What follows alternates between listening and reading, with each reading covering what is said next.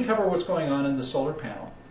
And when we're thinking about solar energy, I think a good analogy to all the technical details is if you've ever seen a bicyclist on the street at an intersection.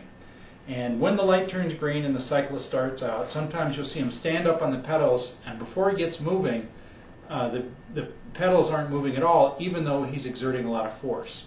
And when that happens, when a cyclist is putting a lot of force on the pedals, but the bike isn't moving, he's actually not doing any work. Also, when a cyclist starts going really fast, his feet start spinning really fast, and unless he changes to a lower gear, he's not going to be putting out any energy either, because you can only pedal so fast. So somewhere in the middle, between pedaling fast and not pedaling at all, is the maximum energy that a cyclist can exert on the bike. And you'd be surprised that same relationship exists in a lot of alternative energy, both windmill and solar.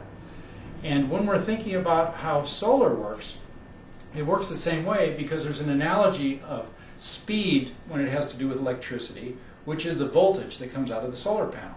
And typically you'll see a graph like this with a solar panel, where the speed of the electrons coming out is over here, and the amount of electricity is coming out over here. And so what happens is that as you draw out more energy, the speed slows down to the point where it gets to a knee. And the maximum amount of energy, which is called the MPP, occurs in a very narrow part.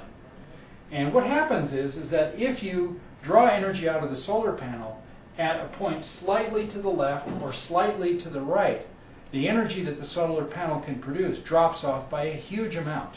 Now this technique, called the maximum power point regulation, is something which is known in the solar industry.